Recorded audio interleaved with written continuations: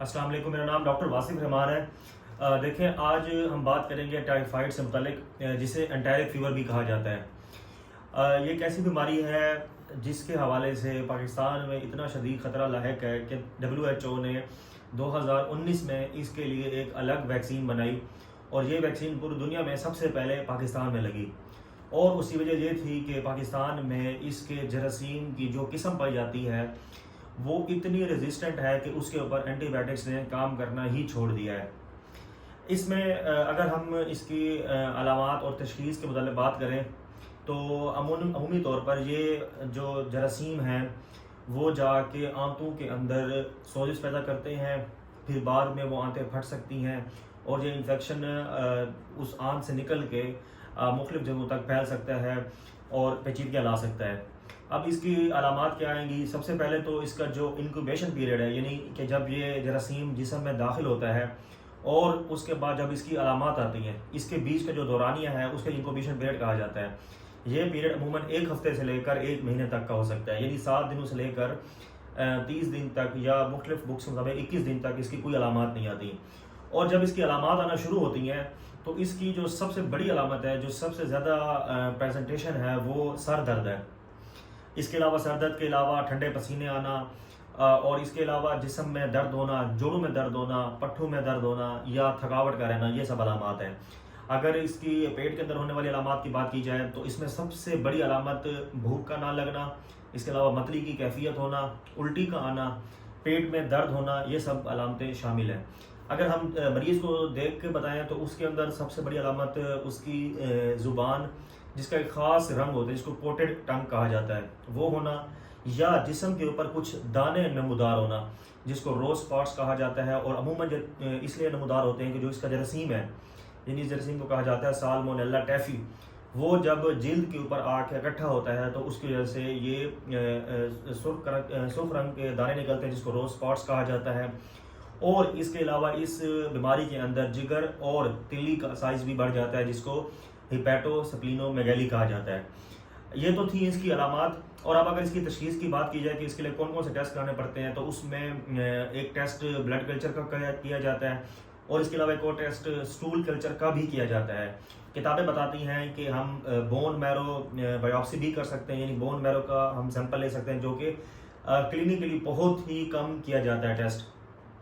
سب سے زیادہ یہ جو ہے آپ کے بلڈ کلچر کے ٹیسٹ سے ہی پتہ لگایا جاتا ہے۔ اچھا، ایک ٹیسٹ اس والے سے کیا جاتا تھا پہلے، جس کو وڈال ٹیسٹ کہا جاتا ہے، جو کہ ایک سیرولوجیکل مارکر ہے۔ اب یہ ٹیسٹ بالکل ناپید ہے، اور اس کو کبھی بھی ایز اے ڈاکٹر میں ریکمینڈ نہیں کروں گا کہ اگر کسی کا وڈال ٹیسٹ پازیٹیو آیا ہے تو اس کو اپنے ٹائیفائڈ کا علاج شروع کر دینا چاہیے۔ ایسا نہیں ہے، کیونکہ یہ ٹیسٹ اب اور دیگر کافی بیماریوں میں جیسے ملیریا اور بروسیلوسس میں بھی مثبت آتا ہے، اس لیے اب اس ٹیسٹ کی سینسٹیوٹی اور اسپیسیفسٹی نہ ہونے کے برابر ہے۔ لہٰذا اگر کوئی آپ کو اس ٹیسٹ کا بتاتا ہے تو وہ لازمی کویکس میں سے ہی ہے، اور آپ اس ٹیسٹ پہ ریلائی نہ کریں انلیس کہ کسی آپ کو فزیشین یا کنسلٹنٹ نے یہ ایڈوائز کیا ہے۔ اچھا، یہ تو تھی اس کی تشخیص کا طریقہ کار اور اس کا جو ایک علامات ہیں کہ کس طرح یہ بیماری پریزنٹ کرتی ہے۔ اگر اس کے علاج کی طرف بات کی جائے تو اس کا علاج جیسے میں نے آپ کو بتایا کہ یہ ایک بیکٹیریل انفیکشن ہے اور اب پاکستان میں بہت ریزسٹنٹ ہو چکا ہے،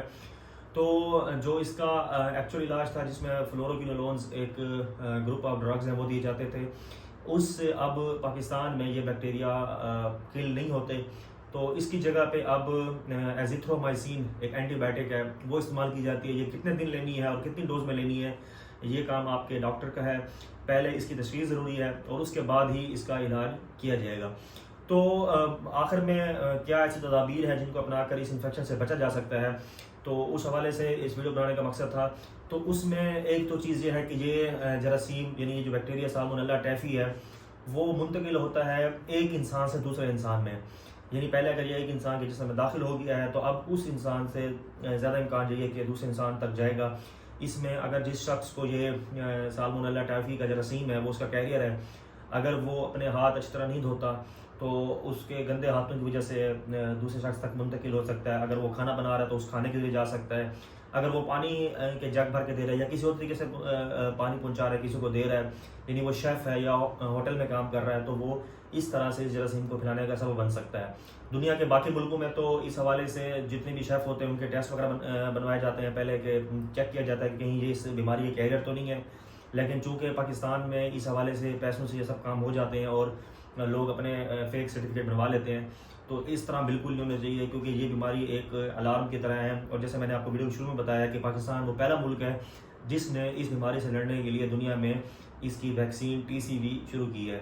تو اس ویڈیو کا مقصد آپ لوگوں تک آگاہی پہنچانی تھا۔ آپ یہ ویڈیو خود بھی اس کو تفصیل سے سنیے اور اس پر عمل کیجیے، اور باقی ان لوگوں تک بھی پہنچائیے جو کہ یا تو فوڈ ہینڈلرز ہیں یا کسی ہوٹلز میں کام کر رہے ہیں، تاکہ وہ لوگ اس انفیکشن کو پھیلانے کا سبب نہ بنے۔